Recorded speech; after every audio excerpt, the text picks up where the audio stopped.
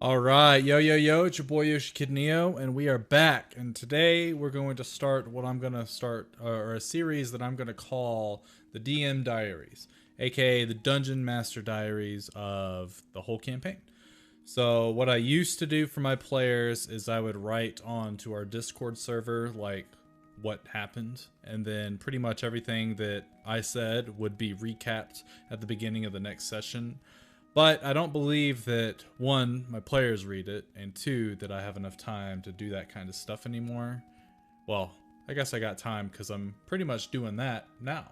That's what the DM diaries are going to be. Instead of me typing out everything, it's going to be me going over everything in Foundry as I'm sort of recollecting my thoughts and just sort of maybe get feedback from other folks on how I could have done stuff differently, how the party could have done stuff differently.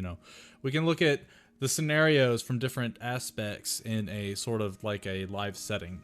But yeah, that's the whole goal. That's what I want this to be, is more of a recap of not only the story that's going on, but of the pivotal moments that happened in the game. So hope you enjoy. So, this was session 1. We didn't really do a session 0. There was no need to do a session 0 with this group because most of what session 0 is going over the social contract, the rules that I'm going to be implementing, any homebrew rules, things like that. Go over what the characters are, who they are, what they can do, and we kind of took all of that and just did it off screen. We did it in our Facebook chat and in Discord. Got everybody created, and then I finalized everything in Foundry itself. So my main goal, my main thing that I wanted to do with session 1 was put the characters into a location that's not very hostile so that they can get to know each other. So what I did in order to get them to actually talk to each other was I gave each individual character a different sort of background reasoning for them to be in the location that they currently are. And what I'll be doing as I go through is I'll be making probably journal entries in Foundry of these different locations, and I'll probably update it to where the players can update one portion of it, I'll update the other portions of it, and it'll be essentially a note-taking tool for them, although I'm pretty sure if any of them do take notes. I know Kirsten takes notes because I can hear her typing, but if any of the others take notes, I'm almost certain that they do it off of Foundry, because the only downside to Foundry that I have is that it's not up and running 24/7. But that's a limitation put on by me because I don't want to fork out the money to be paying for a server to keep this up. Not to mention the amount of assets that I use. I don't like to be hindered by the amount of storage space that a lot of these different, like AWS, you have to purchase higher tiers of storage in order to use it, and I'm not in the I'm not made of money, so I don't I don't want to pay higher prices. In theory, I guess I could have it to where my players do that, but I don't have my players pay me anything except for their attention, hopefully. But anyway, the characters started out in this town called Burkton.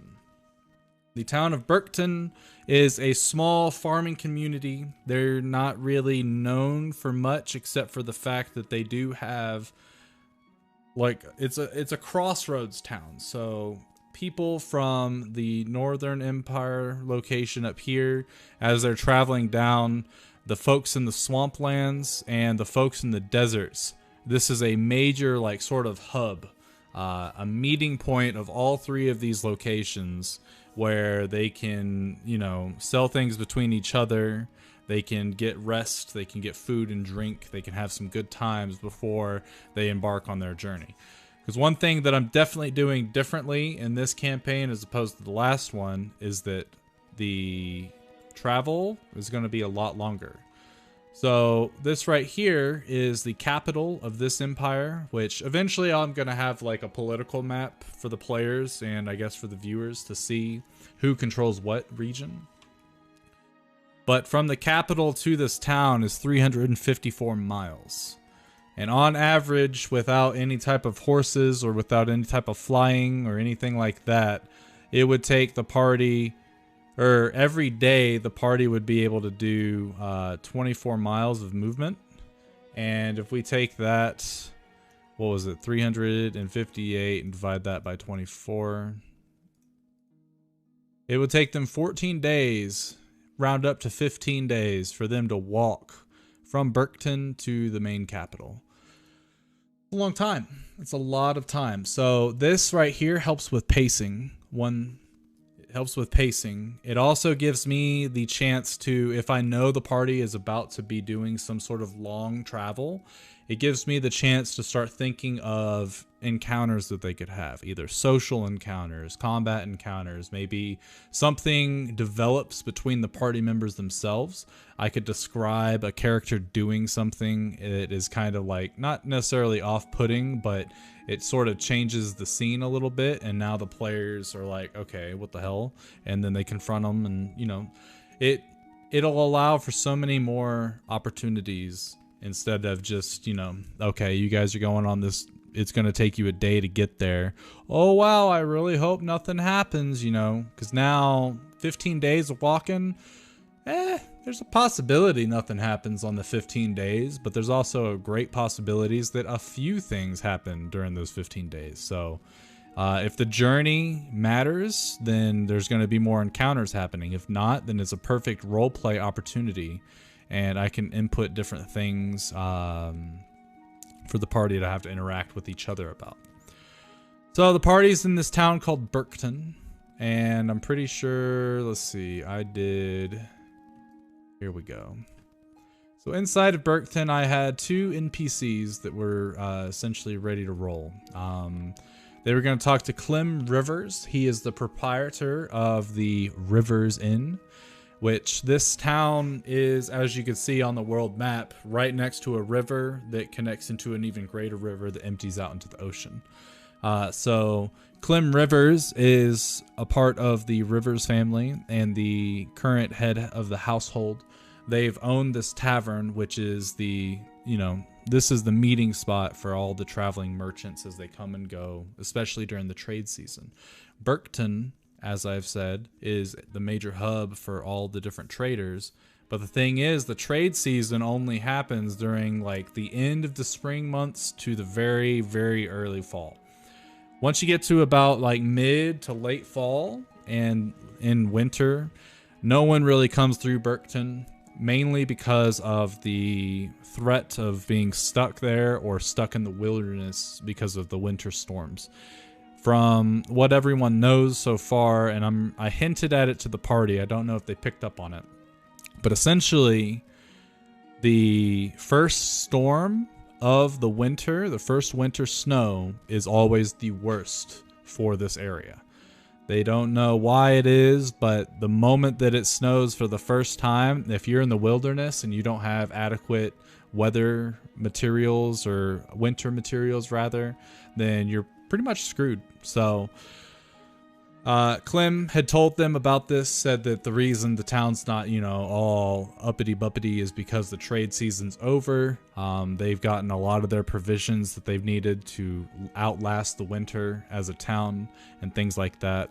The bandits that, actually, before I go into that, we started the session with Cassiel, and I'm sure I'll end up getting all of their names correct eventually, but I'm pretty sure it's Cassiel. This is Joe's character. So this was hand-drawn by Kevin, who's playing Dr. Giles Thorpe. But he made this. Joe is playing an Aasimar Warlock, and he's playing a homebrew class called the Witchblade, which is kind of like, it's a different version, a different take on the Hexblade. So the weapon is a sentient weapon. It is, I guess, his basis of where his power comes from. But it's not the weapon itself that is the patron. It's another celestial character that I don't believe Joe wrote about, which means that it's up to me. which means that I'm going to be thinking about who I want to be his patron in the long run. But Cassiel was out doing bounties for the Empire, and the Empire is the Therian.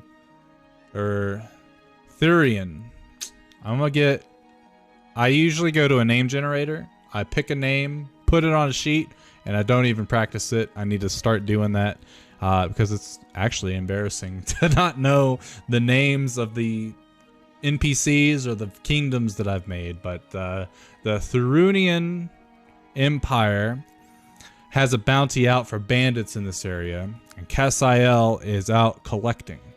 But he doesn't collect the gold for himself. He collects it, and then he takes it back and gives it to charities, orphanages, the poor, the needy, you name it, and that's what his character does. He's playing a good guy this time.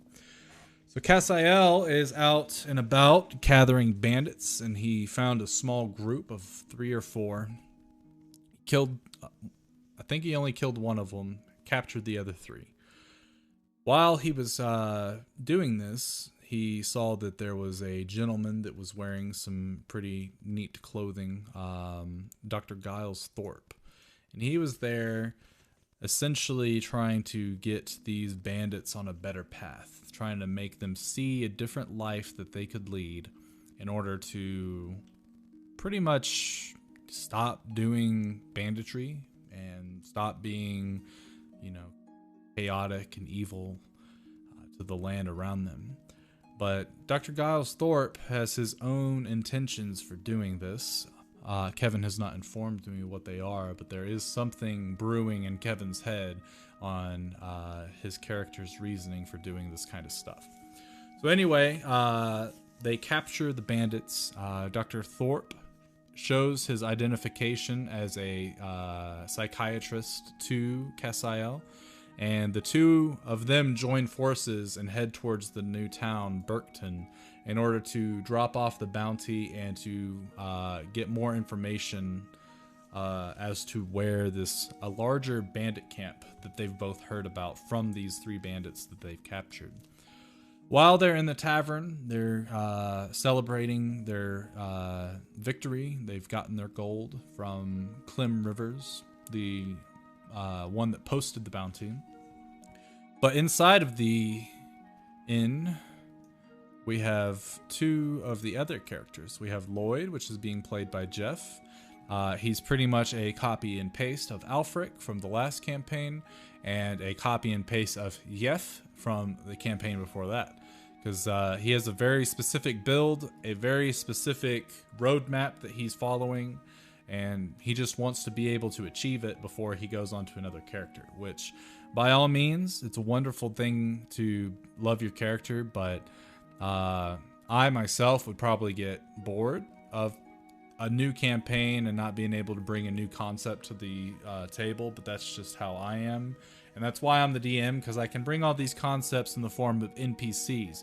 When I get bored of an NPC, they go away for some random reason and they never show up because I don't want to play them anymore. Anyway, Lloyd is there, and then we also have Trina, which is Kirsten's character. This art, by the way, was drawn by Kirsten on her iPad, so she is another artiste in our group. We have 2 of them, which is pretty neat. But she is also there in the inn, just hanging out. And Cassiel and Dr. Thorpe notice that these 2 stand out amongst all of the commoners in the room. So because of this, they decide, hey, let's talk to these guys, see what they're about. Maybe they want to help us out because we're about to go into a big bad bandit camp. If it's just the 2 of us, it's going to be a lot harder. We could use some other people. So they invite them to talk to them about their adventures, to have a cup of ale, and to perhaps team up in order to take out these bandits. Lloyd has been told that there has been a stone that's fallen from the sky, and he's in search of it to see what kind of properties, magical or not, this stone has. He says that he's gotten a lead that there could be information within this area, And what better place to get information than bandits who are all over the place? So Lloyd joins up with Dr. Thorpe and Cassiel. Trina is here for a little bit of a different reason. She's trying to figure out why there's such a shift in the worship of certain gods in this area. I do not believe that she actually told anybody that. That was my little secret that I gave her to start the game with. So I don't remember her actually telling them what she was here for, but she was pretty fond of the idea of making some extra cash and going to find these bandits and, you know, essentially put them in their place. So as they're cheersing to their newfound party, a portal opens up. And out of this portal steps Agent J, a copy and paste of Will Smith from Men in Black, played by Gerald. So Gerald's playing Will Smith from Men in Black. He's given him a slightly different backstory in terms of he's hunting an alien and he's gotten some special equipment from this alien that he's started to learn how to use, aka he's a wizard. So now we've got 2 wizards, we've got 2 warlocks, and we've got an Illrigger, which is essentially a paladin from hell.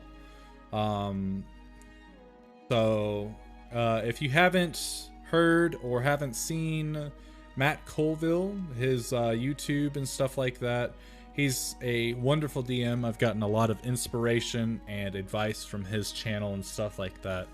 I would definitely go and look him up. I believe he still runs a campaign. I actually don't watch D&D campaigns very often anymore because I don't have the time to set aside with planning my own. But I was watching his, and he's got a very creative story in mind. But his Illrigger class is really cool. Kevin is enjoying role-playing this character already with how he's built this class. He's a very social kind of dude in this campaign, so it's definitely a lot different from his last character.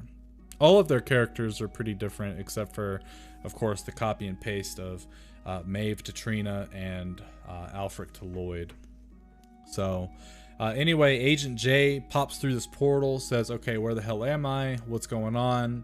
And everyone's like, all right, dude, you're like, obviously your teleport spell like jacked up, so just calm down and have an ale, you know, sleep it off. Also, what are you wearing? Because those are really funny looking clothes.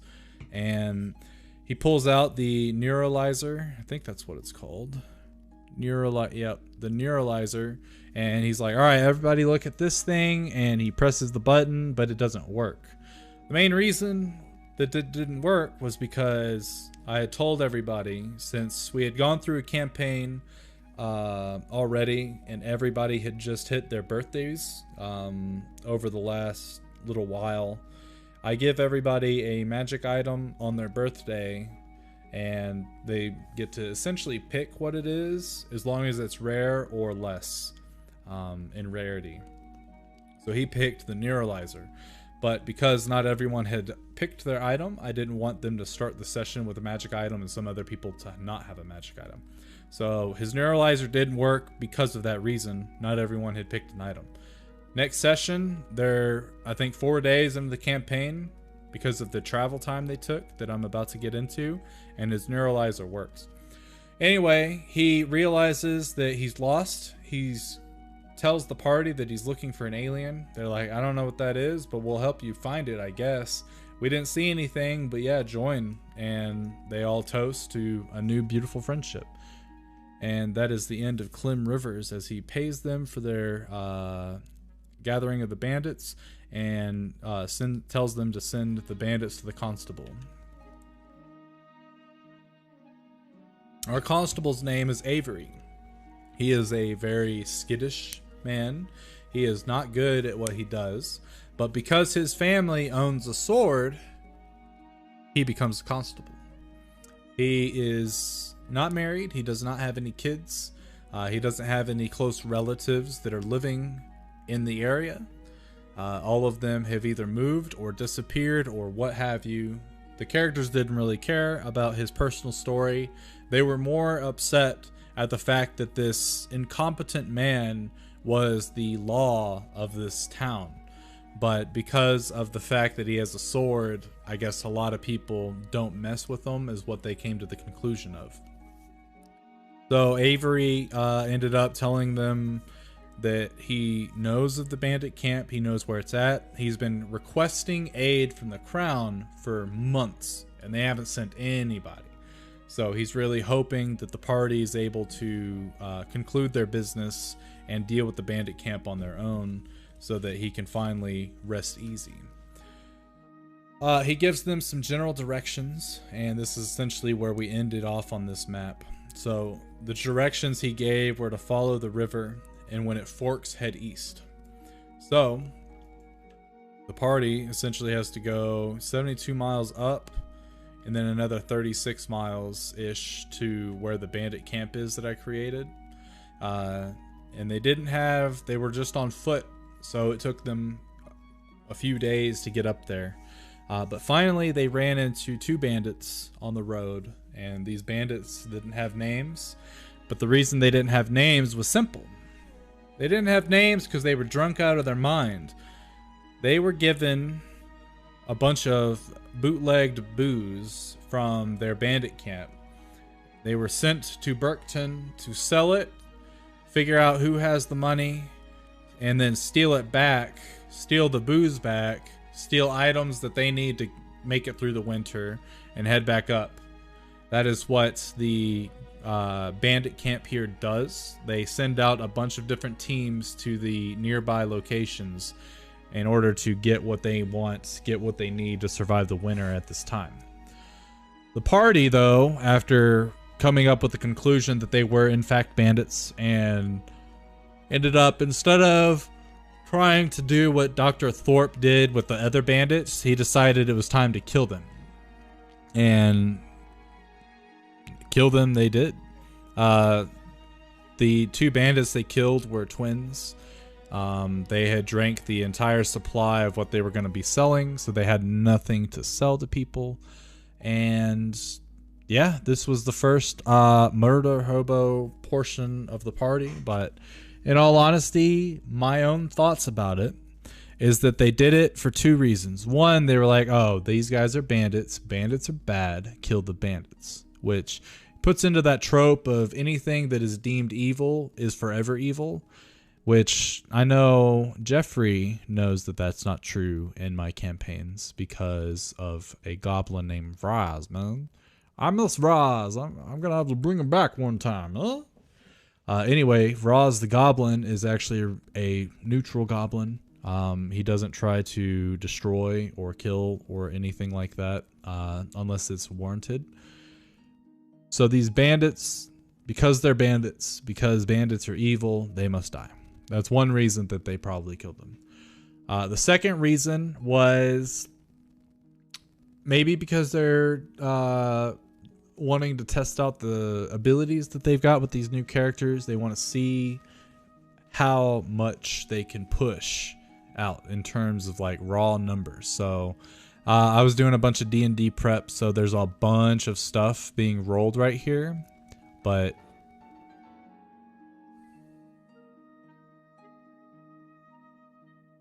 how did that happen? I don't know why that sound played, but it did, so I guess that works. So let's see. They were looking for stuff, blah, blah, blah. Lloyd cast mage armor because they just looked at... Oh, yeah, they were talking to the bandits, and he cast mage armor because he anticipated a fight, probably a big fight, but mage armor lasts for 8 hours, so it's perfect. Dr. Thorpe attempted to charm the bandit, but the bandit made the save. So that's when he realized that the bandits weren't going to cooperate with his magic. And they were cooperating well beyond any other bandit would do in this situation. Mainly because they were drunk out of their minds. So they both readied their weapon and they started to attack. So Dr. Thorpe, his formula is fine. He now, actually, I don't know where that +1 comes from. I'm gonna have to look at that now. So this is good. This is good to review everything because it helps with prepping for the next session. Anyway, so Dr. Thorpe attacked. He hit the bandit. Bandits have, on average, I think like 10 HP. Can I not open his, oh, I guess not. So he's got 11 HP. I don't see a dice roll in there, which means I forgot to do it, which means that every bandit comes in with a 11 HP, which is fine. So he does about half of the damage required to kill old boy. And what are these? Okay. So then Cassiel decides he's going to use his Great Weapon Master. I found a really good macro for the Great Weapon Master, so we used it. And as you can see here, he rolled a natural 5. It adds 5 because he is a Pact of the Blade, so he gets to add his charisma bonus to the attack. He's proficient in it, but he takes a -5 to the attack because of Great Weapon Master. So he's essentially doing a straight roll with only the proficiency bonus to attack. So he rolled an 8, but he rolled some massive damage. It's a total of 15 guaranteed damage if it hits, especially because this weapon gets the magical bonus to it. So even if unless they're resistant to magical attacks, I guess, which I gotta do some research and see if that's the case. If you're resistant to magical damage, like as a blanket effect, does that mean the same for weapons? I don't think it is, but it's good to look at, just in case. So he rolled a 5, his first roll of the session, or actually it might have been his second. We don't really need to get into it, but then he rolled for his second attack, because he can attack twice, and he rolled a 2. So at this point, Joe's upset because it's a kind of the repeat of last game where, for whatever reason, his attack rolls are always pitiful. He rolls really low. I don't know why. I know it's not like... I don't know. I don't know why the random number generator hates him, but it does. Anyway, then they did a initiative roll. Just no combat tracker, because this wasn't meant to be a combat. This was meant to be a social encounter, but they took it to combat. And he ends up missing with the first attack, but he hits with the second one and instantly kills the bandit. Bandit's dead, but the other bandit is still alive, and Lloyd is able to finish him off. They start searching the bodies to see what there is.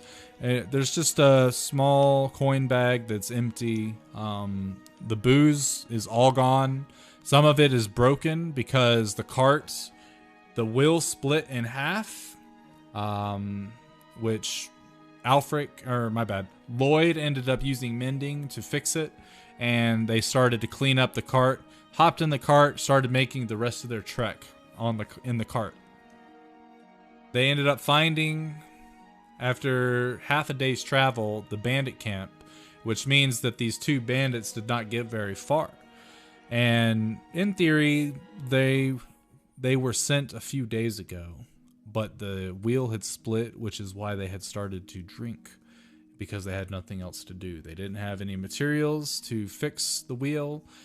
They had 2 horses, but they didn't think to get on the horses and go back, so they just waited for someone to come and help them, which unfortunately was the party.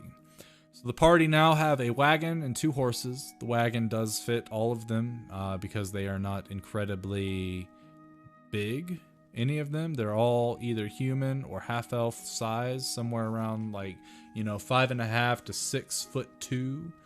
I'm pretty sure none of them weigh more than 220 pounds, even with their gear. So everybody can sit in this cart and go on their way. Pretty neat. So they get to the outside of the bandit camp, and that's where we ended up ending the session, is because I didn't really my focus has been on prep for this campaign was the map. This is a very unfinished product. I still have a whole bunch of sections to fill with, well, pretty much everything. Right now, the middle is kind of the only thing that's done, is my mountain range with a large mountain in the middle, this little woods area, and that's about it. This marshland's kind of done right here. I'm gonna change this stuff though and make it look a little better, little cleaner. But they made it to the outside of the bandit camp, and they're currently trying to think of a way. All right, how do we get inside? Which I will discuss on my next Diaries after this Wednesday. I don't know if I might end up doing these as my live stream for Mondays, because currently I've got it to where I live stream, or at least I try to live stream on Monday, Tuesday, Wednesday. Doesn't always work. Sometimes I'm just a little too tired, but today I had the day off, so here I am. I wanted to do these sort of DM diaries, that way I can condense a 3-hour session into more of a 30-minute session, because it's a lot easier to hear. So if you enjoyed these things, please let me know. Let me know other things you'd like me to discuss. I don't really think that I'll be holding back in terms of like character secrets and things like that. I will hold back on some things that I have. No. I don't think my players will actually watch this at all. So, should be safe. If I figure out that they start watching these and they can't separate player from character knowledge, I'll probably start to limit the amount of DM information that I've got. But this was a very simple session, a lot of RP, a lot of character introduction going on, so there's not really much for me to do. So, that's about it. The only other thing I guess that I'll add is that they were hinted, I believe by the bandits, of a group known as the White Ghosts, who have been hunting mages and magic users across the entire world in order to bring them to some sort of mundane justice. So that's why Alfric was very hesitant to use his spells, is because he didn't want them to, you know, survive and tell these guys about him and his magic, just in case they work with the White Ghost or something like that. I don't know. That's my take on it, but it's a very good session. Very great start to the campaign. And next session, they'll be dealing with a entire bandit camp, and that happens on Wednesday. So hopefully you can come and join us and have a good time. And I really hope that you've enjoyed this very condensed session run through. I'll be doing these every week if I have the chance. I want to do them every week. So stay tuned for the next one. And until then, peace.